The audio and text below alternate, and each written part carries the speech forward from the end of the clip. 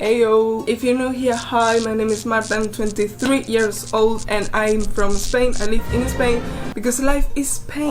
Today we're going to talk about some misconceptions about Spain, some misconceptions that I think other people have about Spain. Maybe I'm wrong, you tell me. Let me know in the comments if you knew these things or not, but I'm going to talk about those, what the fuck? I'm going to talk about two things. I can swear, by the way, I can cuss because my second video, which was about just letters, just explaining the letters, was age restricted, so I'm not cussing YouTube. Two things. First of all, languages.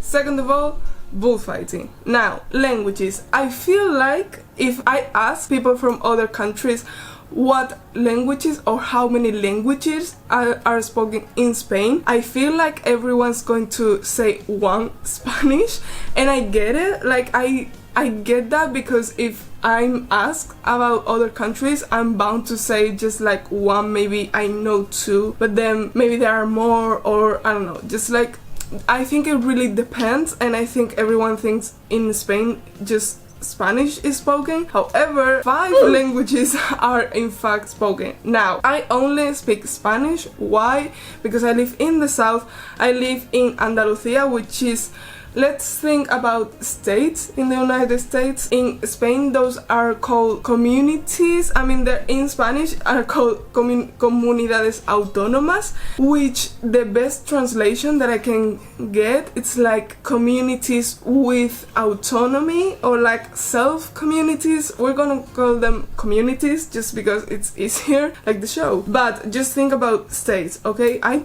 do not know how these are called in other countries, by the way. I should kind of research this. So I know, I'm aware that I'm always referencing the states just because it's the thing that the other country apart from Spain that I know the most, but I definitely should research about other countries. But anyways, let's talk about communities. Now, I live in Andalusia, that's the south of Spain, and we only speak Spanish there. You have to know, well, you don't have to know, but it's good to know that we here have a very strong accent. Like people from Madrid and like the center of Spain, maybe in the north, there's many people who say that they cannot understand that, which like they can, like I think they're kind of overreacting, but just I feel like it's in the United States, I'm sorry, I'm going to keep going with that. In the United States, I feel like in the south is kind of the same, like Texas and Georgia, they have that strong accent, like Missouri, those kind of place.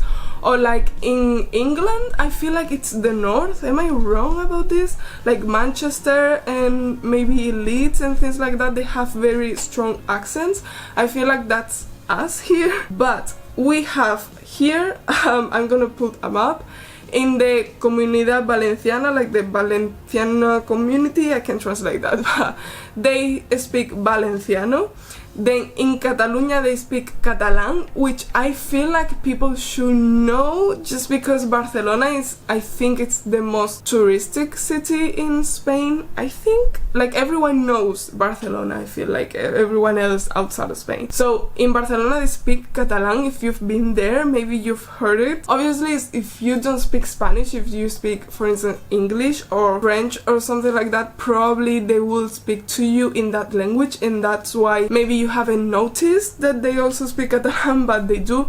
Catalan is kind of a mix between Spanish and French, I feel like, and Valenciano is really similar to Catalan. Like I couldn't tell you the difference for real. Like if you grow two sentences, one in Catalan and one in Valenciano, I couldn't say which is which. They're really similar. Then in the Basque country they have Vasco. That's really different. Like I feel like if I try to learn that language, it will be like trying to learn German or something like that, for real, like trying to learn Dutch, because it's so different from Spanish. And then in Galicia they have the Gallego. I feel like just like Catalan is a mix in quotes. It's not exactly a mix, but it's similar to French and Spanish. It's like kind of combined. I think Gallego is kind of between Spanish and Portuguese, just because where it is situated in the map.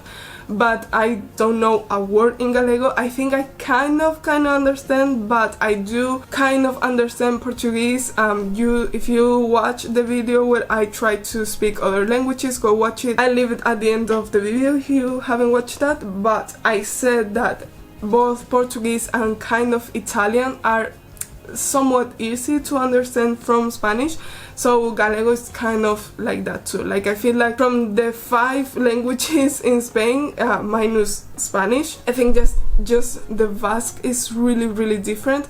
The other 3 we're kind of able to understand, but not fully. Like I wouldn't say I speak those languages, you know, but they're here, they're real, and I think that's very unknown. Like I'm sure if I ask someone outside Spain, they will say that we just speak Spanish, or even just Spanish and maybe another language. Maybe they will think we speak Portuguese because Portugal is really close, or maybe they know about Catalan because that's maybe more spoke about, I guess. But I think that the rest, you have no idea about this. Please let me know, I'm genuinely curious about this, so let me know in the comments if you knew about this. Second topic of the video, bullfighting.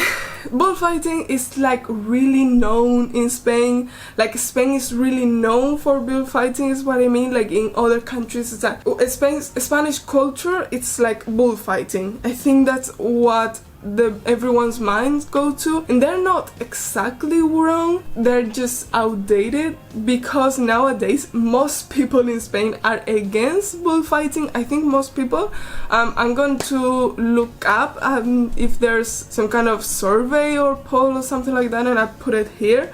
But I do think there's so many people against bullfighting just because it's animal cruelty. I'm against it. For me, it's animal cruelty, and it's just not worth it. Like it's supposed to be a show, but it's literally just a man killing an animal. I feel like it feels so old, it feels so medieval for me and for so many people. In fact, I don't know if in Catalonia, but I know in Barcelona it's forbidden, I think. Is it? Like I think it's forbidden. When I went to Barcelona, they have, I love this because, well, I don't know what they're called, like the squares where the bullfighting happens. I don't know what they're called squares because it's a circle. It's a circle, but they're called squares in Spanish. Like they're called Plaza de Toros. It's like Bull's Square. Why are they called squares if it's a circle? Anyways, that they have one that, because it's no longer in use, they've turned it into a mall, like a shopping center, and I think it's so cool. Like it's from the inside, I think it's really cool, just because it used to be like it still is a circle, like a kind of, we definitely have one